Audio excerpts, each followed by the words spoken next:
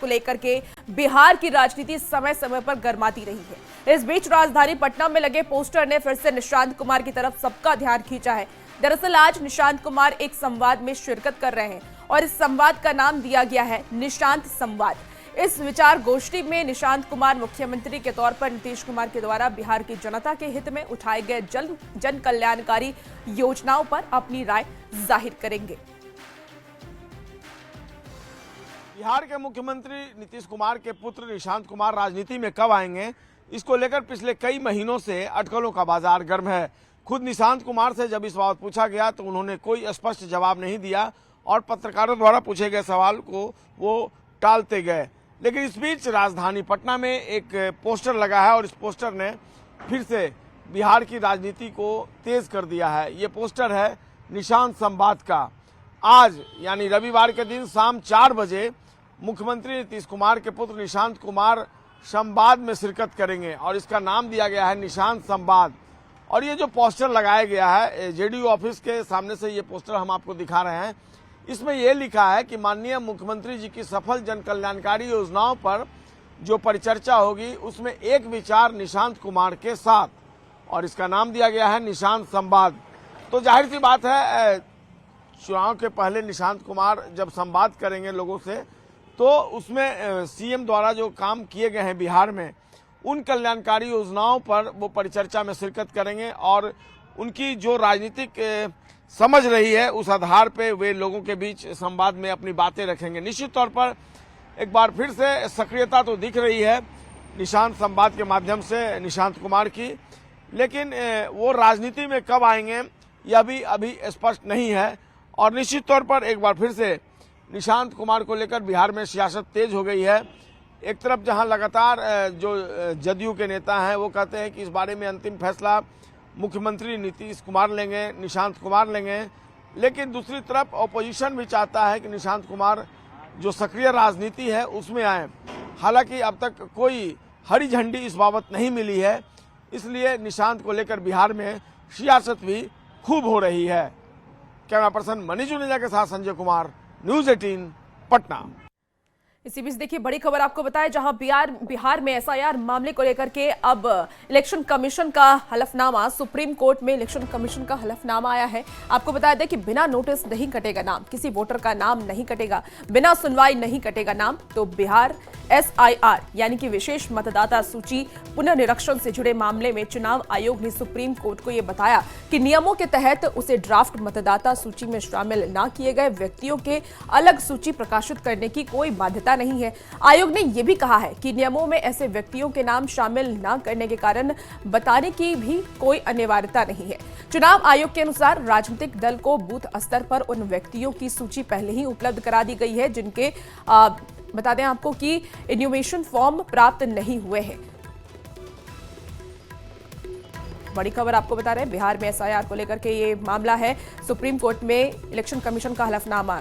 और ज्यादा जानकारी के साथ न्यूज़ 18 संवाददाता शंकर आनंद इस वक्त हमारे साथ फोन लाइन पर जुड़ गए हैं।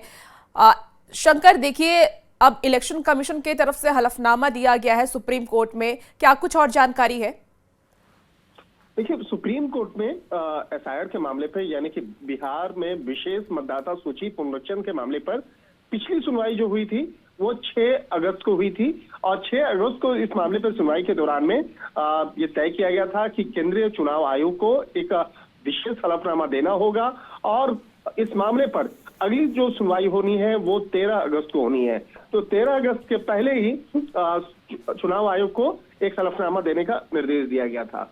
तो चुनाव आयोग के द्वारा एक हलफनामा दे दिया गया है और जिस तरह से हमारे सूत्र बताते हैं कि आयोग ने हलफनामा दाखिल करके कहा है कि बिना किसी नोटिस और सुनवाई के किसी भी पात्र मतदाता का नाम नहीं हटाया जाएगा।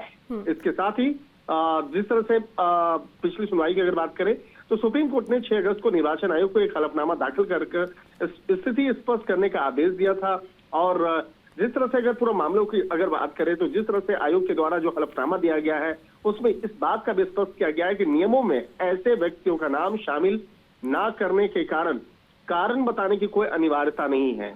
जिस तरह से सुनवाई के दौरान में कहा गया था, जो याचिकाकर्ता के द्वारा पूछा गया था कि हमें कारण बताएं कि कई लोगों का नाम शामिल क्यों नहीं किया गया है, तो इस मामले पर जो जवाब दिया गया है उसमें ये कहा गया है कि हमें कोई ऐसा कानून नहीं बताता है कि कारण बताने की अनिवार्यता जो है उसके बारे में जिक्र है।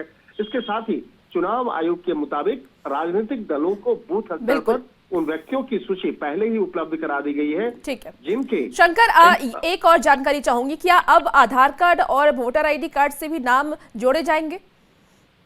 देखिए, उस आधार कार्ड के बारे में तो स्पष्ट कर दिया गया था, कोर्ट पहले ही कह दिया था, इससे 2 सुनवाई पहले ही कह दिया गया था। इन्हें भी शामिल करने की एक प्रोसेस जो है वो कह दिया गया था कि इसे किया जा सकता है। तो यहाँ पे कंपलसरी नहीं था, लेकिन इसके बारे में आधार कार्ड के बारे में कह दिया गया था। लेकिन जिस तरह से यहाँ पे अब मुख्य तौर पर जो याचिकाकर्ता की जो मांग थी कि जो तकरीबन 65 लाख लोगों के नाम कटे हैं, तो नाम क्यों कटे हैं उसके बारे में बताया जाए, कैसे कटे हैं वो बताया जाए। तो इस मामले पर याचिका दायर की गई थी।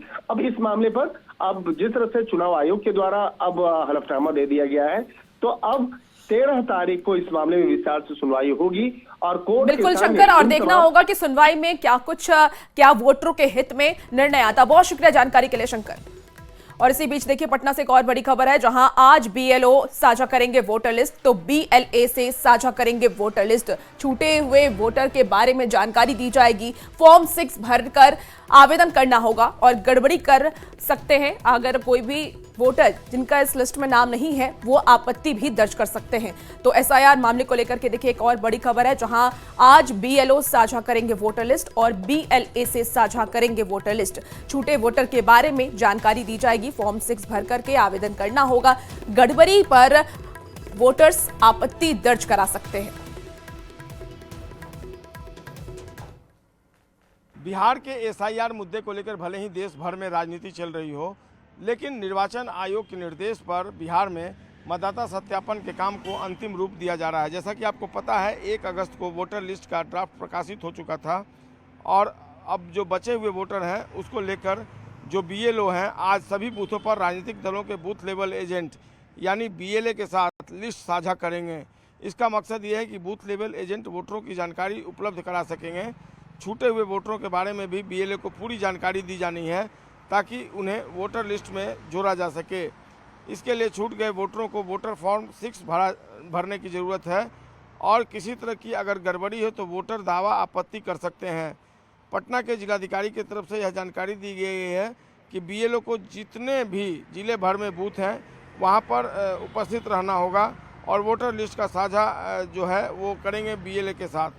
और निश्चित तौर पर इसमें जो लोग छूट गए हैं, जिनका वोटर लिस्ट में नाम किसी तरीके से नहीं आ पाया है या उन्हें किसी तरह की अगर सुविधा है, तो उनके बारे में बीएलओ की तरफ से बीएलए को जानकारी दी जाएगी।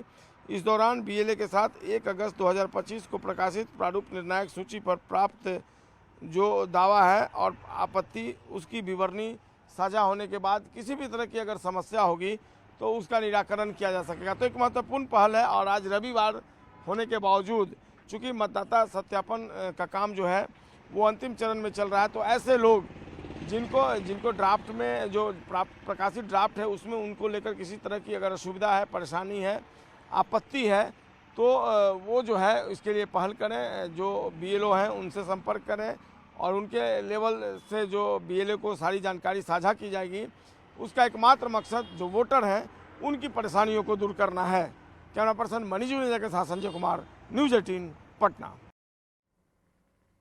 इसी बीच देखिए खबर आरा से आ रही है, जहां डिज्नीलैंड मेले का झूला टूटा है। हादसे में एक बच्चे की मौत हो गई है, 3 लोग गंभीर रूप से घायल हुए हैं। सदर अस्पताल में घायलों का इलाज जारी है। तो जगदीशपुर थाना इलाके की यह घटना बताई जा रही है। घटना की जांच में पुलिस जुटी हुई है। बताया ये जा रहा है कि झूले पर क्षमता से ज्यादा लोग सवार थे, जिस वजह से ये झूला टूट गया। रक्षाबंधन के मौके पर मेले में काफी ज्यादा भीड़ थी। बताया ये भी जा रहा है कि जगदीशपुर थाना क्षेत्र के संत बहरा महिला कॉलेज के पीछे डिज्नीलैंड मेला लगा हुआ था। रक्षाबंधन के मौके पर ज्यादा भीड़ के कारण मेले में लगा हुआ झूला अचानक से टूट गया। एक बच्ची की इसमें मौत भी हो गई है। घटना को लेकर के काफी देर तक अफरा तफरी मची रही। घटना की सूचना स्थानीय लोगों ने पुलिस को दी और मौके पर पुलिस पहुंची जब घायलों को अस्पताल में भर्ती कराया गया।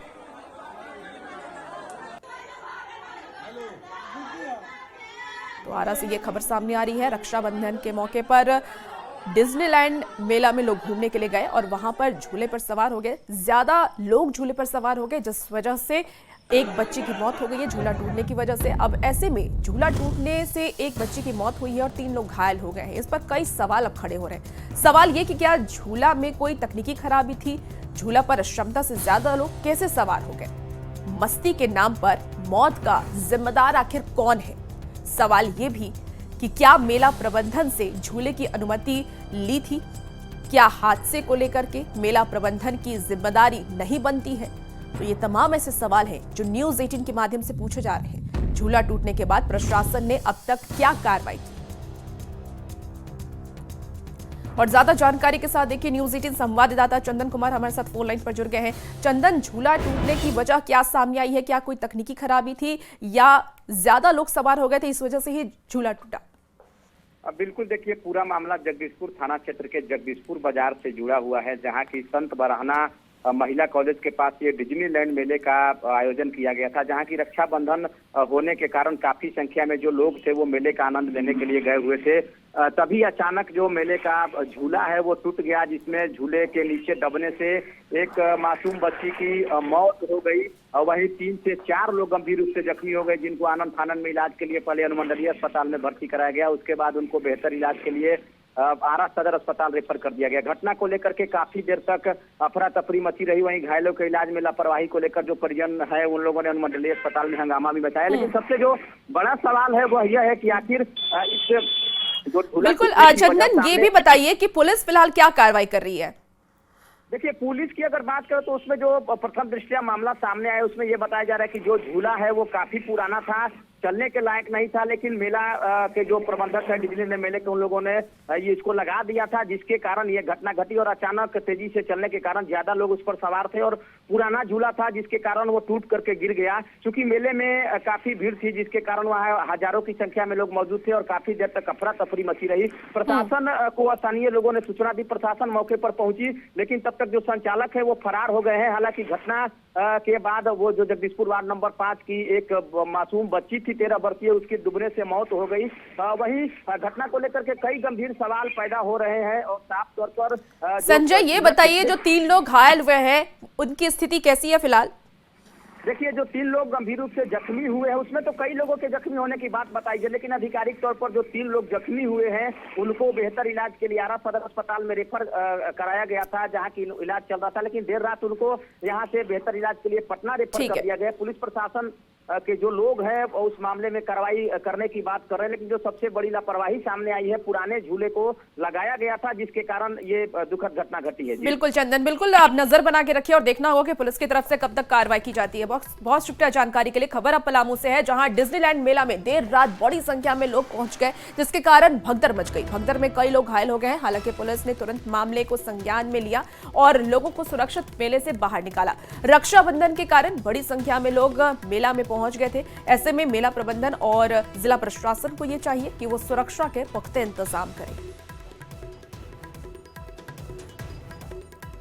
तो पलामू से आपको ये खबर बता रहे हैं, जहां रक्षाबंधन के दिन अचानक से भीड़ बढ़ गई और जिस कारण भगदड़ मच गई। भगदड़ में कई लोग हालांकि घायल हो गए हैं। कितने लोग घायल हुए इसकी जानकारी अब तक आधिकारिक तौर पर नहीं आई है। हालांकि पुलिस ने तुरंत मोर्चे को संभाला। जैसे ही पुलिस के संज्ञान में ये मामला आया, पुलिस तुरंत पहुंची और इस पूरे मामले को संभाला। हालांकि आपको बता दें कि लोगों को सुरक्षित पुलिस ने वहां से बाहर भी निकाल दिया, लेकिन इसमें कई लोग घायल हुए हैं और घायलों की फिलहाल पुष्टि की जा रही है कि कितने लोग इसमें घायल हुए हैं। तो डिज्नीलैंड मेला में देखिए भगदड़ मच गई है। पलामू से ये खबर सामने आ रही है, जहां भगदड़ की वजह से कई लोग घायल हो गए हैं। पुलिस हालांकि मौके पर पहुंची और मामले को संभाल लिया है। लोगों को वहां से बाहर निकाला गया, लेकिन इसमें किसकी लापरवाही है इसकी जांच की जा रही है। किस वजह से भगदड़ मची इसकी जांच हो रही है। तो तस्वीरें भी आपको इस वक्त दिखा रहे हैं। देखिए किस तरीके से लोग बाहर निकल रहे हैं। रक्षाबंधन का मौका था, कल रक्षाबंधन था और इस मौके पर लोग मेला घूमने के लिए आए थे और काफी ज्यादा संख्या में लोग वहां पर मौजूद थे। भगदड़ मच गई और भगदड़ मचने की वजह से लोग बाहर निकलने लगे और इस वजह से ही कई लोग देखिए घायल हो गए हैं। पुलिस ने ये बताया है कि हम जांच कर रहे हैं कि किस वजह से भगदड़ मची, भीड़ बेकाबू किस वजह से हो गई। हालांकि तुरंत इस बात की जानकारी प्रशासन को दी गई, प्रशासन मौके पर पहुंची और लोगों को वहां से बाहर निकाला। इसी बीच देखिए आपको बड़ी खबर छपरा से बताया, जहां तिरैया में सरफिरे शख्स ने कोहराम मचाया है। रास्ता चलते 10 लोगों को चाकू मारा गया, सभी घायल को अलग अलग अस्पताल में भर्ती कराया गया है। तो लोगों ने पिटाई करके आरोपी की मौत भी हो गई है। बता दें एसएसपी ने घटनास्थल का जायजा लिया है। बड़ी खबर छपरा से सामने आ रही है, जहां तिरैया में सिरफिरे शख्स ने कोहराम मचाया, रास्ते में चलते 10 लोगों को चाकू मारा। चाकू मार के गिरा दिले बा के आदमी एगो का जाने कहां के हो इहो नहीं जानत, कहां के हो सनकल बा की क्या 15-20 आदमी के मार दिले बा चाकू। एक गांव के? हां एक गांव के सब लोग रेफर बा। हां 4-5 आदमी छपरा चल गए, 4-5 आदमी जाता। और बिहार में मौसम में मानसून का प्रभाव अभी लगातार बना रहेगा। मौसम विभाग केंद्र की माने तो अगले कुछ दिनों तक बारिश का दौर खत्म नहीं होने वाला है। लगातार हो रही बारिश को लेकर के अलर्ट भी जारी किया गया है। क्या है मौसम का हाल, बता रहे हैं न्यूज़ 18 संवाददाता संजय कुमार। बिहार के मौसम में मानसून का प्रभाव अभी यूं ही बना रहेगा।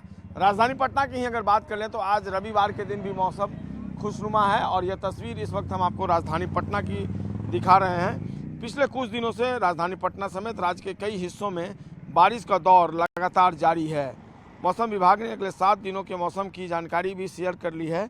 अभी बारिश का दौर लगातार जारी रहेगा। मौसम विज्ञान केंद्र की माने तो 13 अगस्त के आसपास बंगाल की खाड़ी के उत्तर पश्चिम और उसके सटे पश्चिम में निम्न दबाव का क्षेत्र बनने की संभावना है, जिसका सीधा असर बिहार पर पड़ेगा।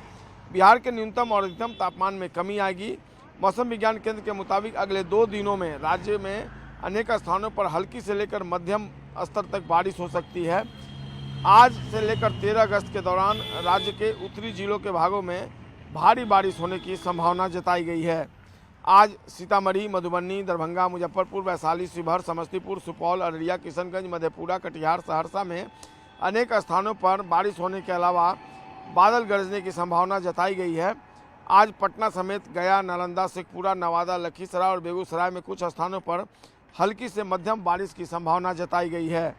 अगले 48 घंटों की अगर बात कर लें तो मौसम के अधिकतम और न्यूनतम तापमान में कोई बदलाव होने की संभावना नहीं है। पिछले 24 घंटे के अंदर पटना, बक्सर, सुपौल के कुछ एक स्थानों पर भारी बारिश दर्ज की गई है, जहां पर 200 पटना का फतुहा और खुसरूपुर ऐसा इलाका है जहां पर 200 मिलीमीटर से अधिक बारिश दर्ज की गई है। तो निश्चित तौर पर मानसून का जो प्रभाव है, जो इफ़ेक्ट है, वो वेदर पर साफ तौर पर देखने को मिल रहा है। और यह कहीं ना कहीं जो तापमान में और उमस में जो बढ़ोतरी हुई थी उसको कंट्रोल कर रहा है ये मौसम, और लोग इस मौसम में खुद को सुकून महसूस कर रहे हैं। कैमरा पर्सन मनीष जुनेजा के साथ संजय कुमार, न्यूज़ 18 पटना। और फिलहाल इस बुलेटिन में इतना ही। खबरों का सिलसिला न्यूज़ 18 बिहार झारखंड